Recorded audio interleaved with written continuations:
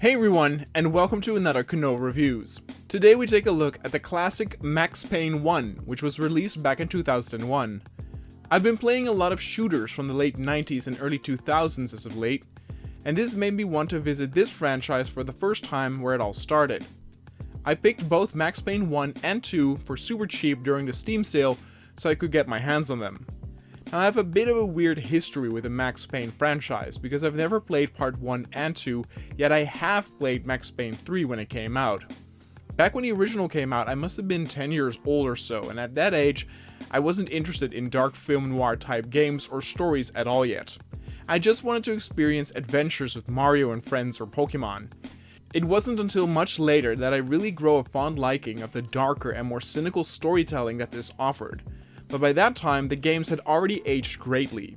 That is why when Max Payne 3 came out, I got that, and I do have to say I really enjoyed that game, but also because it was my first experience with Max Payne in general. I know that there are quite a few fans of Max Payne 1 and 2 who dislike part 3, but I did not have all that baggage with me from the previous versions. I am currently also playing Max Payne 3 again to review it, so please look forward to that video sometime in the near future. But let's start at the beginning, and look at this title that had small beginnings but ended up being quite the hit and received lots of rewards and notoriety. Max Payne tells the story of Max, a police officer in New York who comes home one night to find his wife and 6-month-old baby murdered brutally. From the get-go, the tone is set, and it even shows a model of a baby, albeit wrapped in cloth, dead on the floor with blood on it. That was pretty heavy now to see, and I can't imagine how much impact that had back in 2001. Now it turns out that Payne's wife and child were killed by junkies that used a drug called V, and in response to that, Max joins the DEA to hunt down this dangerous drug on the street. What follows then is a cat and mouse game as you search up the ranks of a crime family, which eventually leads you to find out who's responsible for the drug so that you can act out your own revenge and justice. The plot in and of itself can be seen as very simple, but it's actually also in practice very effective. Partially this is because of how the story is delivered. Remedy Entertainment, which were also responsible for the underrated Alan Wake, was still a very small studio back then, and so the game doesn't have a lot of cutscenes in-game. Instead, the story is presented in this awesome looking visual novel style with voiceovers and text bubbles. They are basically photos that are touched up to look like comic book panels, and the facial expressions in these are absolutely hilarious. The studio was so small that a lot of the actors, maybe even all of them, are the people working at the studio. Max, for example, is played by the narrative creator Sam Lake. His in-game facial expressions always have one eyebrow raised, which looks really funny, and he pulls off the weirdest faces during these storybook bits. But its weirdness is not off-putting. It actually is really charming. The game has a very serious undertone. Everything Max says has a dark cynicism to it and showcases how hopeless his life and existence has become. Yet interwoven in this are some actual well-written jokes and even moments where they break the fourth wall, where Max, for example, says he feels like he's in a video game and can see weapon icons floating in the air. It's stellar writing, and also has a lot of cultural reference to John Woo, The Godfather, and more. Voice acting overall is pretty good. A few of the mobsters sound a bit cringeworthy, but Max itself and most others sound stellar. It just shows that budget isn't everything, and that the heart of these creators were in the right place when making this, because they still conveyed their vision even with the limited resources. The story and setting can sometimes also become a bit ludicrous, with a branch of the crime family being interested in demonic rituals and sacrifices. You will face against enemies in a giant gothic dance club that looks like a cathedral, and face against goons that are all covered up in demonic tattoos. You cannot make this stuff up. I will say that maybe a bit of critique I do have is the lack of cinematic quality when it comes to the in-game cutscenes. The later Max Payne games had many more in-game cutscenes, Max Payne 3 even getting rid of the comic book parts, and the cutscenes work really well in-game too. It's definitely heavy on gameplay, and a little lighter on story until you get to the next comic book section, though there are quite a lot of items to interact with, like TVs or radios that give some backstory, again in comic book form. Graphics wise, the game also still holds up pretty well.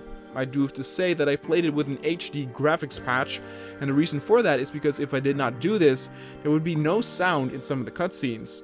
But it makes the textures of a lot of the environments really crisp, to the point where you can actually read what it says on posters and newspapers on the wall, something that still was not standard by even 2005. The worst aged in terms of graphics are definitely the character models. They look a lot better than your Perfect Dark counterpart, but they still look very blocky altogether. They clearly used real photos of people to use as textures for their faces, and they look really weird, but also very funny sometimes. Especially if they make an angry face, it looks really weird and could always get a laugh out of me. But what about the gameplay? Well, Max Payne is a third-person shooter, and by that time we had seen multiple of those, but what set this game apart from the others was, for one, the dark detective film noir setting where you fought in junkie-filled apartments, nightclubs, and abandoned construction sites, but also the implementation of bullet time. Back in those days, bullet time in video games had not really been done yet, so this game was a staple of what was about to come. By now, hundreds of video games utilize it in a form of an ability or something, but Max Payne did it and executed it very well. By pressing the right mouse button and a direction, Max dodges to the side, front, or back, and you can still aim at the slowed down enemies. It clearly takes inspiration from both John Woo, but also of course The Matrix with its visual presentation of how the slow motion looks. One thing that surprised me to find out is that in this almost 20-year-old game, the bullets of each gun are actually projected and calculated. Back when I played Max Payne 3, this was one of the things that I found so amazing about it. Is that you are not just pointing and shooting at where your crosshair was aiming, but actual projectiles would erupt from your weapons and needed to find their targets.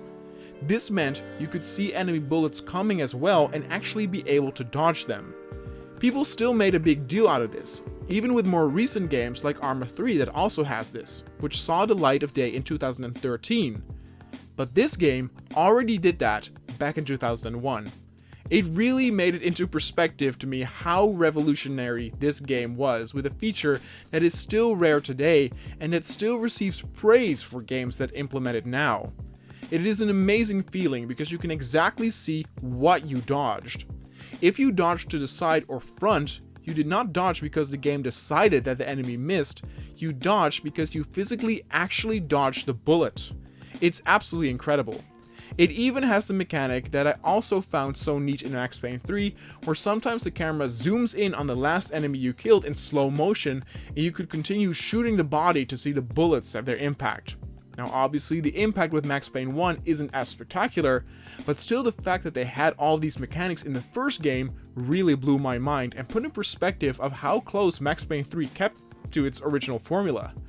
The gunplay itself in Max Payne 1 is also really solid, with the guns feeling great to use, packing a punch, and the very satisfying blood textures being used to emphasize the action you see on your screen.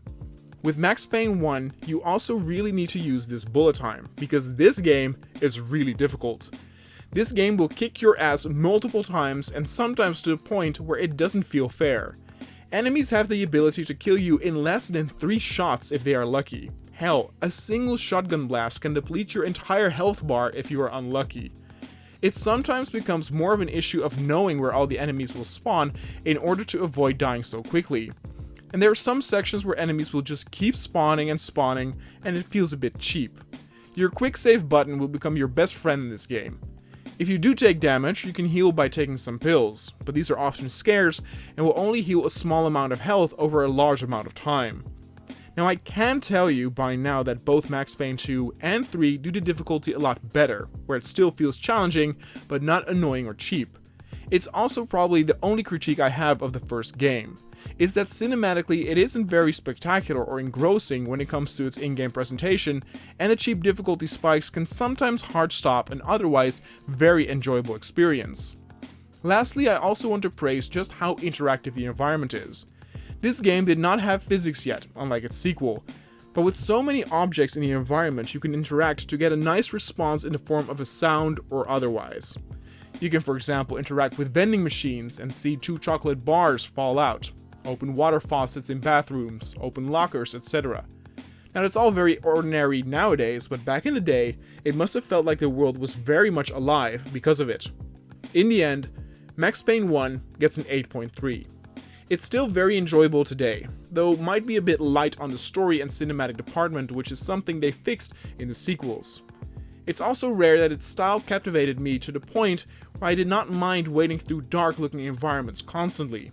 I'm glad that Max Payne got the praise it deserved, and that it set the stage for Remedy and so many cult classics that they would be making in the future.